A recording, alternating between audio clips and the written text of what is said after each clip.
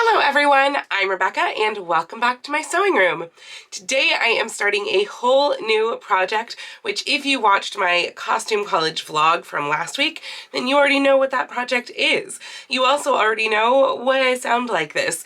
Unfortunately, in addition to all of the fun that I had at costume college, I did bring home COVID with me. So I am getting over COVID right now and I really don't have any other symptoms other than that my voice sounds like this and that my ears are entirely plugged up. So I honestly don't know what I sound like right now because I have limited hearing because my ears are so plugged up. But in any case, the project that I am starting this week is another American Girl project that I'm hoping to finish in time for Comic-Con, because if I can finish this in time for Emerald City Comicon, which is 2 weeks from now, then I can wear a different American Girl outfit each day of Comic-Con, which I think would be just so cool. So it is Felicity this time. So we are going to the 18th century. I have not done anything 18th century in so long. At the end of 2020, I did do the Amalia bodice by Scroop Patterns. Looks like this.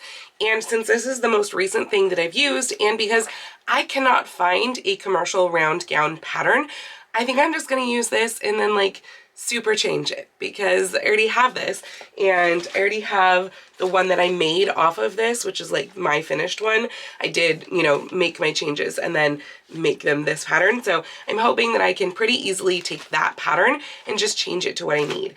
I don't know why I can't find any round gown patterns. If you know of any, please do let me know down in the comments just so that I know for future. But I went through a whole bunch of different pattern companies and also through my books, and I couldn't find anything for a round gown.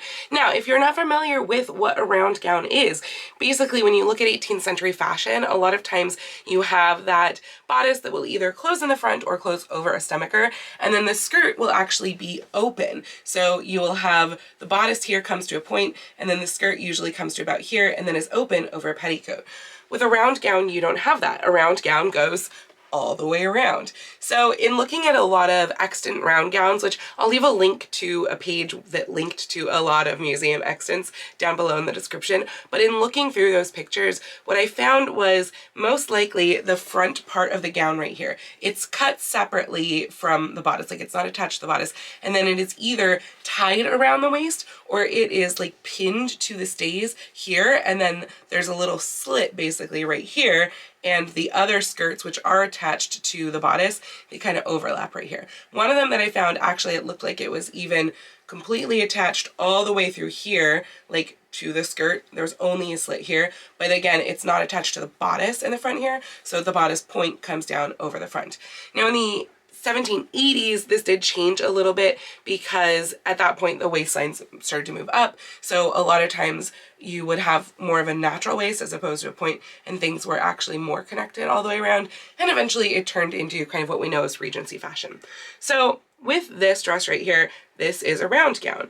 It is not a separate petticoat that's worn underneath. So you can see right here when I take off her pinner apron that it's all attached right here. Now, of course, hers is all attached completely. Hers is like a colonial style costume. Hers is all attached, and of course she's got Velcro up in the back. I do want to do this a little bit more historically accurate than that. Hopefully I have time to do more historically accurate, because of course dresses in the 18th century, unless it was a court gown, they didn't close up in the back, they closed in the front. So usually you would like pin, if it's fully closed in the front, not over a stomacher, you would pin right here, just pin those overlap closed, and very easy, nice and adjustable too if you change sizes a little bit.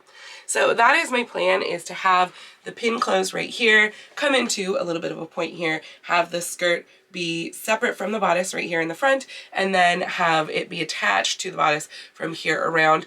I figure there would also be pocket slits put in here, so I'll have to figure out how that works, since the other slits are usually forward right here where like the overlap is from the front to back. But what I'm kind of thinking is like one skirt panel here, then another skirt panel, another skirt panel. So 3 skirt panels total I think should be enough. My fabric is 60 inches wide. I guess I should show you my fabric. This is my fabric. I showed this to you in the last video as well, but I got both of these from the Fabric District. This is from Fabrics and Fabrics. This is a cotton sateen that does unfortunately have a little bit of a cross grain stretch, if I can get it to do that. It's not very much, so that's why I'm thinking it'll be okay. And then this I thought was a pretty close match to hers without like going the spoonflower route. And this is from LA Alex in the Fabric District. It's a poly cotton blend, and I thought it was really cute. Should make up for a nice apron. And if I decide in the future that I want to go the spoonflower route, I can, but 2.5 yards of this was less than the cost of 1 yard from spoonflower, so I figured this was a good idea. Also, it would mean that I'd have it in time for Emerald City Comicon, so that was important. So I am going to make a mock-up because of course I am going to change this pattern pretty significantly. Now I've honestly been kind of waffling back and forth about what to do in the back. Felicity's dress, again we've got the Velcro, but Felicity's dress is at her natural waist. It doesn't go into a point. However, that really did not come around until the 1780s. She takes place in the 1770s, so it should not be that way. So in the 1770s, you'd have two options. You would have it come to a point and then the skirts just be pleated to that bodice, or it could come to an almost point, but the very back panels would actually be all in one from shoulder all the way down to your hem, and then that was all pleated up. So that is an option as well. I'm kind of thinking just for like the ease of cutting and everything that I want to just do a point with skirts attached. This bodice, however, has the skirts attached all the way to all of the pieces. So I don't know if it will necessarily be the best. I do also have my old patterns from 2013, which was the previous time that I had done 18th century stuff. I think they were based out of Patterns of Fashion by Janet Arnold, but I don't even remember because it was 9 years ago.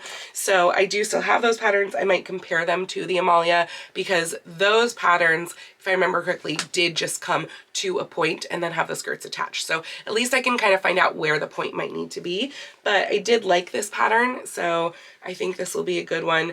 Honestly, I might also take a look. I know Scroop has a new pattern out for a gown. It is not a round gown. It is a robe à l'anglaise.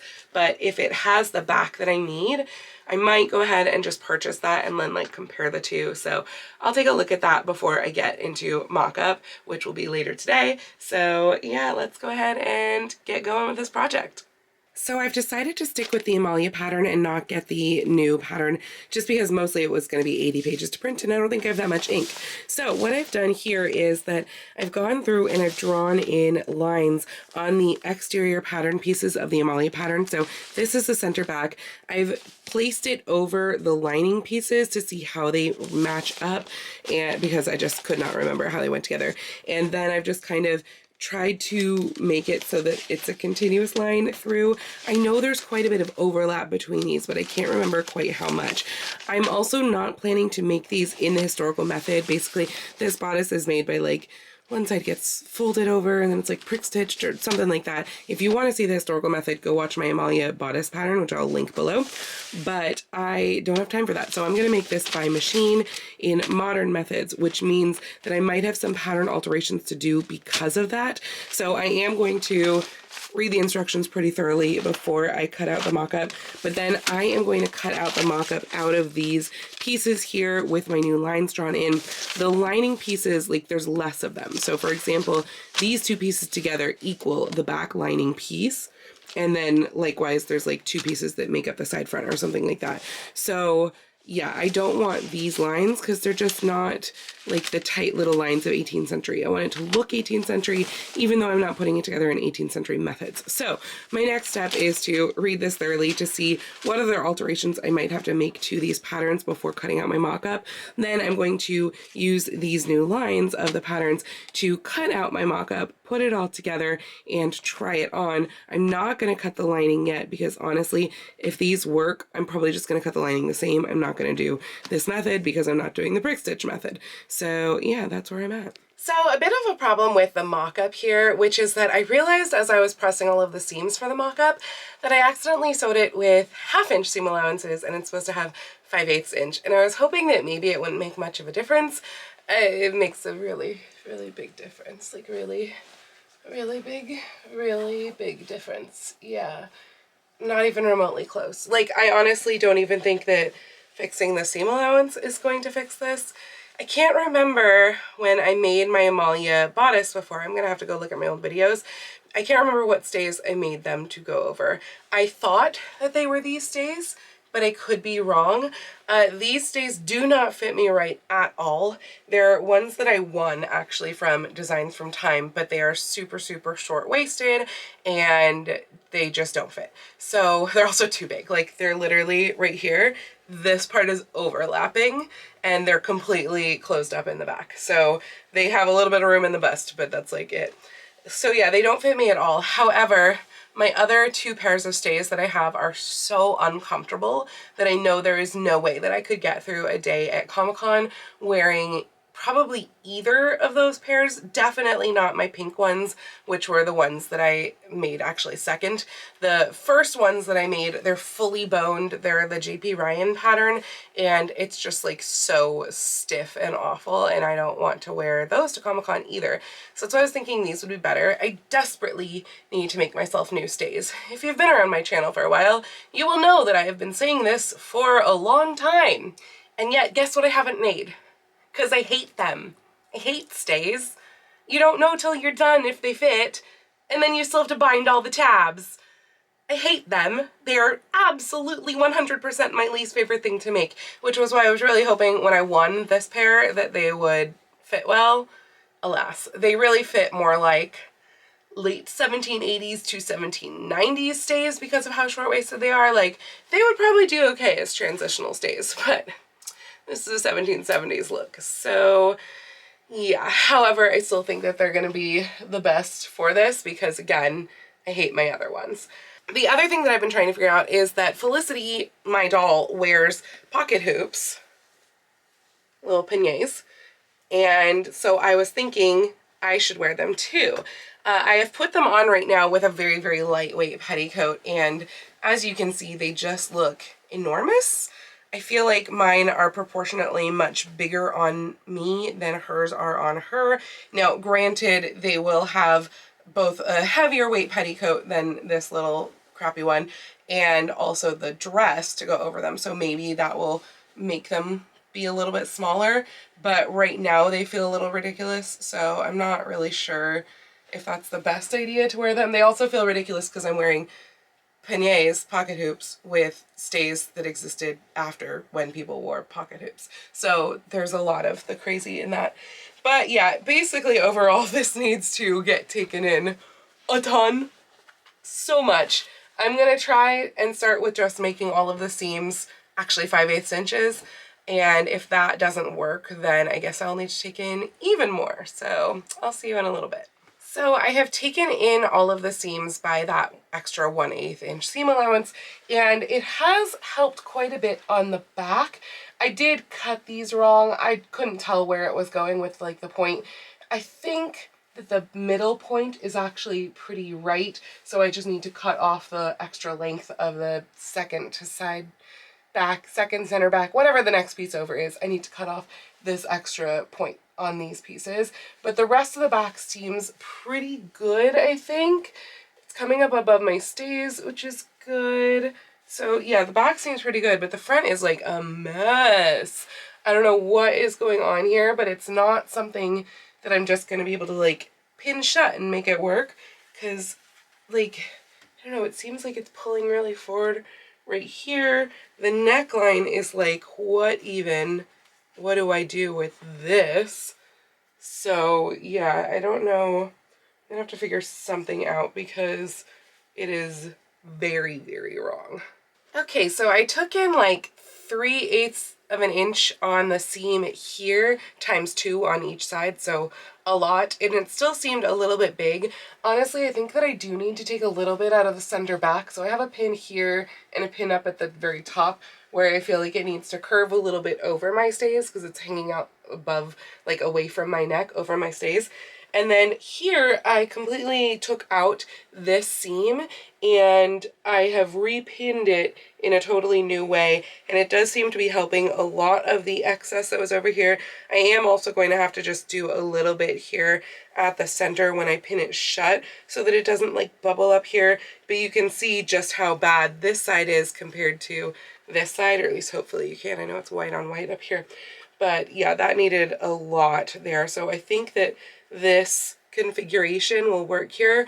I've showed this to you before, but I do have this on inside out because when I'm pinning a mock-up like this, I find that it's a lot easier to do it inside out. I can just take whatever seams I already have and just like make the seam allowance bigger basically. So yeah, I think that's a lot better. I was worried that the bodice was too long, so I folded up the seam allowance here by about 1/2 inch, and I think that it is now hitting the right place on my waist. In the front, I'm actually folding it up a lot more than that, because for one thing, this Amalia bodice is curved at the center front here, and I don't want that. I want a point. And for two, I just folded up the curve and it just seemed a little bit long. So on this side over here, I folded it up actually so that like the point is a little bit shorter too. And I like that look better. So the point is here as opposed to like here off screen, but a little bit lower. So it's about 1/2 inch shorter than it was before. Plus I'm getting rid of that curve that is right here. So I have to draw those in. I still do have to cut off the little excess tails in the back, but I think we're in the right place now. I just have to figure out like, what does this look like, you know, when I cut off the excess, and then do the same thing to over here. But yeah, I think that that is close enough that we can go ahead and start cutting this out in both a lining fabric and in the actual pink cotton. Now for the lining, I keep going back and forth in my head on whether I do want to do just like flat lined and put it together in a Victorian / modern way, as in have the seam allowances exposed in the inside. It's a lot easier for alterations to do that sort of thing. However, that's not what they did in the 18th century at all. In the 18th century, they had a different fitting lining, like there were only 3 lining pieces on each side, and then it would be basically stitched down to the lining. Since I already established that I'm not doing this by hand because I do not have enough time, I'm like, should I just do the whole thing, you know, in the cheater, more modern method? I mean, already I'm taking a dress that has, you know, Velcro up the back and it's totally modern and making it a little bit more 18th century. So I'm kind of thinking that, yeah, I want it in the more modern method, especially because once you put it together in the 18th century method, if it is too big, too small, etc., you can't get into those seams to change it. If I put this together in the more modern method where it's just like flat lined, I can go in and I can change any of those seams as long as I haven't like attached the skirt or bound the neckline or something like that. So it's a lot more flexible as far as fit when you're working with like the more modern method where you have seams exposed. So yeah, I think that's what I'm gonna do because this is a cosplay and not like an 18th century gown, you know. I mean, my fabric has stretch in it, so like it's not going to be accurate no matter what I do. So yeah, I think I'm going to do this in the more modern method because that way I can fix things once I'm still putting it together. So I've decided that although I'm basically flatlining like all of the other pieces, the front piece I am actually going to do right sides together here, here, and here at the neckline, and then turn them, you know, right sides out and then flatline here. That way I'll get a nice finished edge for this bottom part and for the front and for the neckline. And that way I won't have to worry about like binding them or anything later. I'll just have that nice finished edge here, and then I can just like treat it as, you know, one for the rest of the construction. So this is what things are looking like right now. I have all of the bodice pieces together other than the straps. And this front piece, this is where I did the right sides together and turned it. But I realized after I did that, that like with the overlap down here and such a tiny little point, that's going to be an issue. So I will cross that bridge when I come to it. But yeah, it might do that sort of thing, which obviously I don't want. So I will have to figure out what's gonna go on with that later because I'm not exactly sure what they did about that. I don't know. I mean, they had pointy bodices. Maybe they built an overlap. I'm not really sure. So anyway, I will worry about that part later, but the rest of this looks good. You have all my little flat lined sections here. And this is what it looks like right here where we have like the difference of the right sides together versus flat lined. And so this section here, this is where the skirt's going to attach to. And then the skirt will be loose from the bodice in the front and the bodice will close over the skirt. So the skirt will go underneath like this, and the bodice will just go over. That's how it makes it a round gown. So yeah, I'd have to figure out the straps. I haven't yet searched them. I pinned them for flat lining, but then I realized, well, maybe I should do like right sides together on the inside of the neckline, because then I wouldn't have to mess with that. But then like I already have this seam here, which, yeah, so I have to figure that out. I'm gonna do that tomorrow though. So I am very confused as to how this happened, but I just went to go put this on, and there is a humongous overlap at the top, like just way bigger than there was in the mock-up. I mean, right now it's about 2 inches overlapped right here. I really have no idea how that happened. It seems to be like fine at the, well, no, even the waist, it's at least 1.5 inches overlap. I don't know what happened. Like, what the heck? So, since it's so big everywhere, it's more than 1 inch everywhere. And I was going for like 1/2 inch. Since it's so big, I'm kind of thinking maybe I should take in these, because even this seems big. What the heck? Everything seems big. How did this happen? How did my mock-up grow into my final? This, I know they're stretching this fabric, but it's flat lined with muslin, so it's really not stretching. So it's not a stretch thing that is making this grow. It's a, oh my god, even the arm size are humongous. What the actual heck? Okay, so obviously I have a lot of work to do on this. Thank goodness I have exposed seams. I can hopefully fix these things, though of course I don't have an exposed front edge, which would be handy right now. So it is way better than it was before. There are definitely still a couple of issues. One of them is this neckline, and honestly, I am at a loss as to how to fix this, because I thought that it was fixed in the mock-up, and then obviously it is not now, and I kind of wonder if I actually wound up making it worse, because I had a lot of gaping right here. So I went and I redid my strap alignment, but I had redone my strap alignment for the mock-up, and I think I redid it the other direction. Like for the mock-up, I took it in on this side. Now I've taken it on this side, meaning that I have untaken it in on this side. So like, I don't know, maybe I have to do even more, but I also don't really feel like that is actually gonna help, because it's like, it's too big across, I feel like, is the issue. Like, I mean, all of my everything winds up fitting too large here than it does here. That's why I like princess seams and lots of darts. And of course, in the 18th century, you don't get any of that. You get the center front seam. That's it. So yeah, I know that one of the 18th century things that fixes that sort of thing is having bodices that are cut down to here. I'm not doing that because modesty in a normal modern sense says no. And I'm doing this as a cosplay at a con for a doll. So yeah, that's not gonna work to do it the actual 18th century show half your nipple way. So yeah, that's the one fit issue. The other I started to fix and I just didn't go far enough, and that's that it's like gapey right here in the back underneath the arm. And part of me is like, well, would that actually wind up maybe giving me more range of motion by almost making it like I have a gusset there? Would that be a good thing? I've already taken in this side back seam here a little bit so that like the panel next to it is still straight up and down, but this one is curved in right up at the top.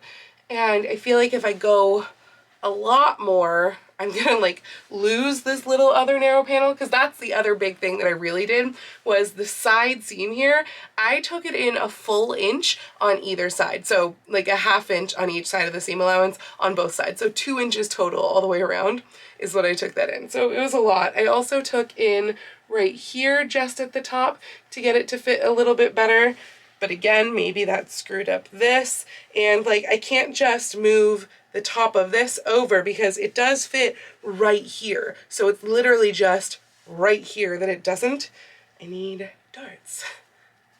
Now, Felicity does not have a kerchief in this. She has a little ruffle in the neckline. So there's not really a way to hide that. I mean, the pin or apron could come up to here, but really I wanted it like here, but then of course it shows the one part that doesn't fit and the rest of this is covered by the pin or apron.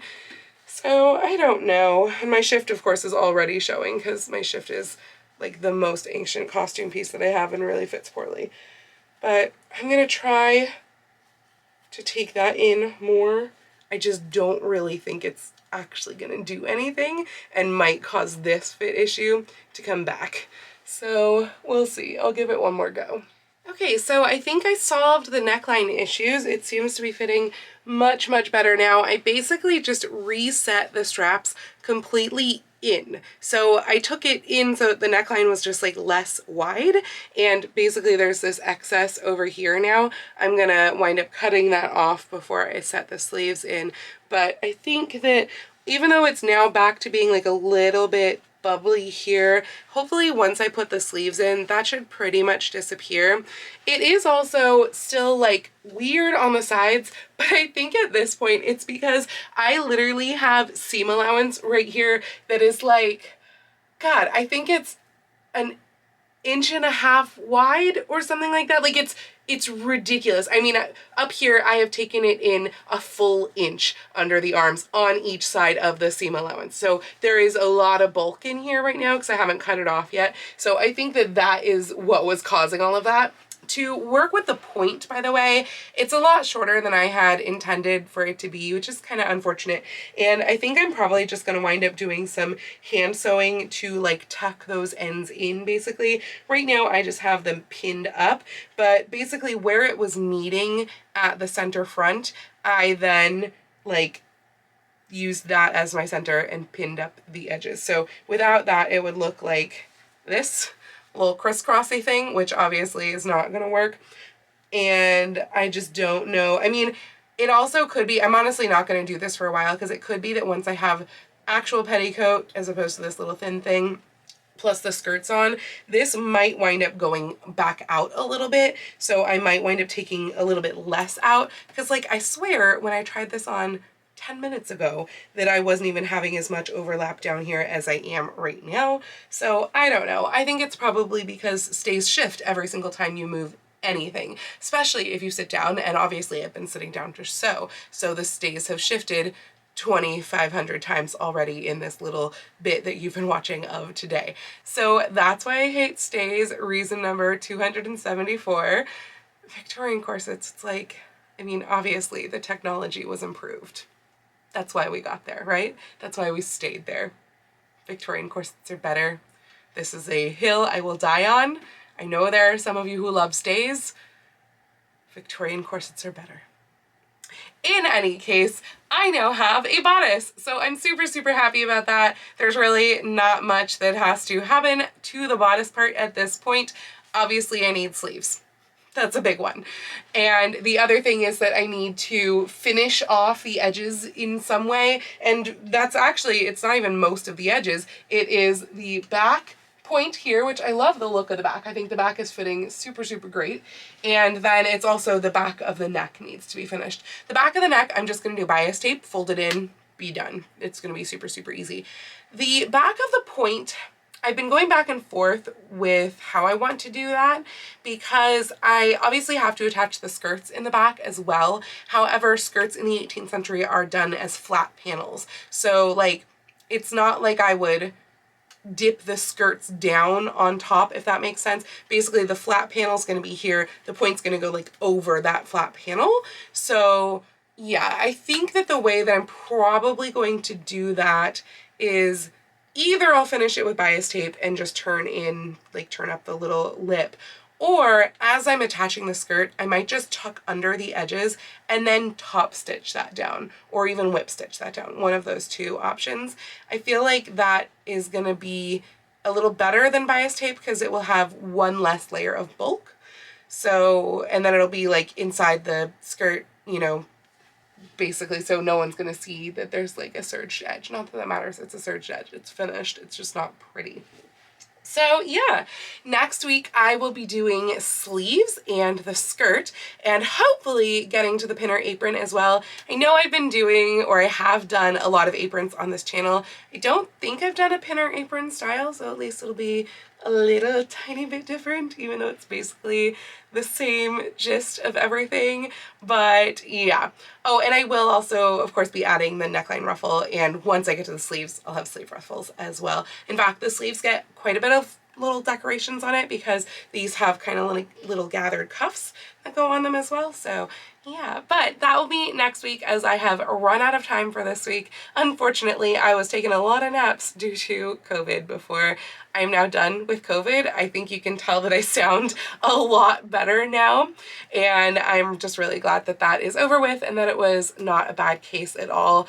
I feel for those of you who have had bad cases, because even just having like incredibly pressurized ears for 2 days drove me crazy, and otherwise it's just this little nasal sound and it's been really not bad at all. So knock on wood that I don't get it again.